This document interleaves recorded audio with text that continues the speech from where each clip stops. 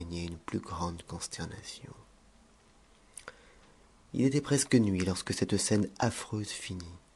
On ramena la mère et la fille au palais du roi Mohammed. Comme elles n'étaient point accoutumées à marcher les pieds nus, elles se trouvèrent si fatiguées en arrivant qu'elles demeurèrent longtemps évanouies. La reine de Damas, vivement touchée de leur malheur, malgré la défense que le calife avait faite de les secourir, leur envoya quelques-unes de ses femmes pour les consoler, avec toutes sortes de rafraîchissements et du vin pour leur faire reprendre leurs forces. Les femmes de la reine les trouvèrent encore évanouies et presque hors d'état de profiter du secours qu'elles leur apportaient. Cependant, à force de soins, on leur fit reprendre leurs esprits. La mère de Ganem les remercia d'abord de leur honnêteté. Ma bonne dame, lui dit une des femmes de la reine, nous sommes très sensibles à vos peines. Et la reine de Syrie, notre maîtresse, nous a fait plaisir quand elle nous a chargés de vous secourir. Nous pouvons vous assurer que cette princesse prend beaucoup de part à vos malheurs, aussi bien que le roi son époux. La mère de Ganem pria les femmes de la reine de rendre à cette princesse 1000 grâces pour elle et pour force des cœurs, et, s'adressant ensuite à celle qui avait parlé, Madame, lui dit-elle, le roi ne m'a point dit pourquoi le commandeur des croyants nous fait souffrir tant d'outrages. Apprenez-nous de grâce quel crime nous avons commis. Ma bonne dame, répondit la femme de la reine, l'origine de votre malheur vient de votre fils Ganem. Il n'est pas mort, ainsi que vous le croyez. On l'accuse d'avoir enlevé la belle Tourmente, la plus chérie des favorites du calife. Et comme il s'est dérobé par une prompte fuite à la colère de ce prince, le châtiment est tombé sur vous. Tout le monde condamne le ressentiment du calife, mais tout le monde le craint. Et vous voyez que le roi Zinebi lui-même n'ose contrevenir à ses ordres, de peur de lui déplaire. Ainsi, tout ce que nous pouvons faire, c'est de vous plaindre et de vous exhorter à prendre patience. Je connais mon fils, reprit la mère de Ganem. Je l'ai élevé avec grand soin et dans le respect dû au commandeur des croyants. Il n'a point commis le crime dont on l'accuse, et je réponds de son innocence. Je cesse donc de murmurer et de me plaindre, puisque c'est pour lui que je souffre et qu'il n'est pas mort. Ah, Ganem, ajouta-t-elle, emportée par un mouvement mêlé de tendresse et de joie, mon cher fils Ganem, est-il possible que tu vives encore?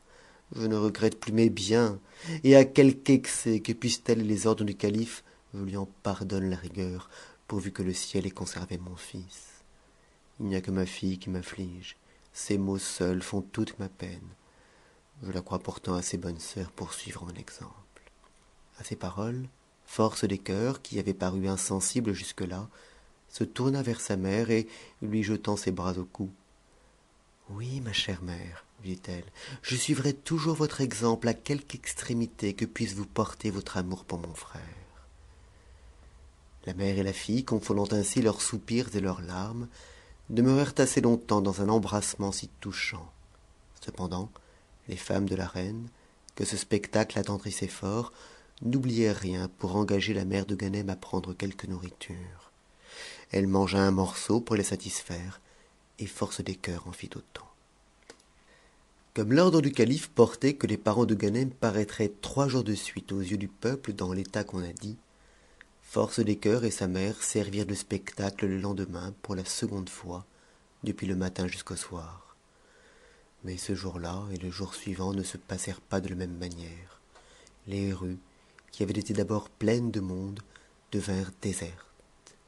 Tous les marchands, indignés du traitement que l'on faisait à la veuve et à la fille d'Abou Aïoub, fermèrent leurs boutiques et demeurèrent enfermés chez eux.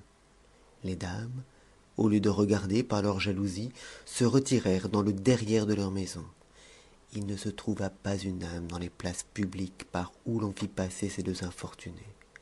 Il semblait que tous les habitants de Damas eussent abandonné leur ville. Le 4e jour, le roi Mohammed Zinebi, qui voulait exécuter fidèlement les ordres du calife, quoiqu'il ne les approuvât point, envoya des crieurs dans tous les quartiers de la ville, publier une défense rigoureuse à tout citoyen de Damas ou étranger, de quelque condition qu'il fût, sous peine de la vie et d'être livré aux chiens, pour leur servir de pâture après sa mort, de donner retraite à la mère et à la sœur de Ganem, de leur fournir un morceau de pain ou une seule goutte d'eau, en un mot, de leur prêter la moindre assistance et d'avoir aucune communication avec elles. Après que les crieurs eurent fait ce que le roi leur avait ordonné, ce prince commanda qu'on mît la mère et la fille hors du palais et qu'on leur laissât la liberté d'aller où elles voudraient. On ne la vit pas plutôt paraître que tout le monde s'éloigna d'elle, tant la défense qui venait d'être publiée avait fait d'impression sur les esprits. Elles s'aperçurent bien qu'on les fuyait, mais comme elles en ignoraient la cause, elles en furent très surprises, et leur étonnement augmenta encore lorsque, en entrant dans une rue, où parmi plusieurs personnes elles reconnurent quelques-uns de leurs meilleurs amis, elles les virent disparaître avec autant de précipitation que les autres. Quoi donc, dit alors la mère de Ganem, sommes-nous pestiférés? Le traitement injuste et barbare qu'on nous fait doit-il nous rendre odieux à nos concitoyens? Allons, ma fille, poursuivit-elle, sortons au plus tôt de Damas, ne demeurons plus dans une ville où nous faisons horreur à nos amis mêmes. Et, parlant ainsi, ces deux misérables dames gagnèrent une des extrémités de la ville et se retirèrent dans une masure pour y passer la nuit. Là, quelques musulmans, poussés par un esprit de charité et de compassion, les vinrent trouver dès que la fin du jour fut arrivée. Ils leur apportèrent des provisions, mais ils n'osèrent s'arrêter pour les consoler de peur d'être découverts et punis comme désobéissants aux ordres du calife. Cependant, le roi Zinebi avait lâché le pigeon pour informer Haroun al-Raschid de son exactitude. Il lui mandait tout ce qui s'était passé et le conjurait de lui faire savoir ce qu'il voulait ordonner de la mère et de la sœur de Ganem. Il reçut bientôt par la même voie la réponse du calife, qui lui écrivit qu'il les bannissait à jamais de Damas. Aussitôt, le roi de Syrie envoya des gens dans la masure, avec ordre de prendre la mère et la fille, et de les conduire à 3 journées de Damas, et de les laisser là, en leur faisant défense de revenir dans la ville. Les gens de Zinebi s'acquittèrent de leur commission, mais, moins exacts que leur maître à exécuter de point en point les ordres d'Haroun al-Raschid, ils donnèrent par pitié à force des cœurs et à sa mère quelques menues monnaies pour se procurer de quoi vivre, et à chacune un sac qu'ils leur passèrent au cou pour mettre leurs provisions. Dans cette situation déplorable, elles arrivèrent au premier village. Les paysannes s'assemblèrent autour d'elles, et comme, au travers de leur déguisement, on ne laissait pas de remarquer que c'étaient des personnes de quelque condition, on leur demanda ce qui les obligeait à voyager ainsi, sous un habillement qui ne paraissait pas être leur habillement naturel. Au lieu de répondre à la question qu'on leur faisait, elles se prirent à pleurer, ce qui ne servit qu'à augmenter la curiosité des paysannes et à leur inspirer de la compassion. La mère de Ganem leur conta ce qu'elle et sa fille avaient souffert. Les bonnes villageoises en furent attendries et tâchèrent de les consoler. Elles les régalèrent autant que leur pauvreté le leur permit. Elles leur firent quitter leurs chemises de crin de cheval, qui les incommodaient fort, pour en prendre d'autres qu'elles leur donnèrent avec des souliers et de quoi se couvrir la tête pour conserver leurs cheveux.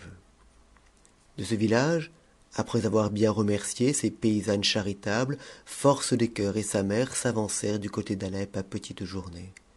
Elles avaient accoutumé de se retirer autour des mosquées ou dans les mosquées mêmes, où elles passaient la nuit sur de la natte lorsque le pavé en était couvert. Autrement, elles couchaient sur le pavé même, ou bien elles allaient loger dans des lieux publics destinés à servir de retraite aux voyageurs. À l'égard de la nourriture, elles n'en manquaient pas. Elles rencontraient souvent de ces lieux où l'on fait des distributions de pain, de riz cuit et d'autres mets à tous les voyageurs qui en demandent. Enfin, elles arrivèrent à Alep, mais elles ne voulurent pas s'y arrêter. Continuant leur chemin vers l'Euphrate, elles passèrent ce fleuve et entrèrent dans la Mésopotamie, qu'elles traversèrent jusqu'à Moussoul. De là, quelque peine qu'elles eussent déjà soufferte, elles se rendirent à Bagdad.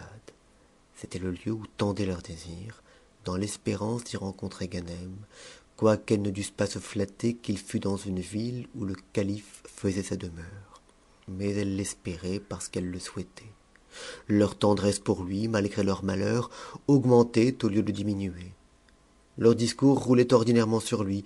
Elles en demandaient même des nouvelles à tous ceux qu'elles rencontraient. Mais laissons là Force des Cœurs et sa mère pour revenir à Tourmente. Elle était toujours enfermée très étroitement dans la tour obscure, depuis le jour qui avait été si funeste à Ganem et à elle.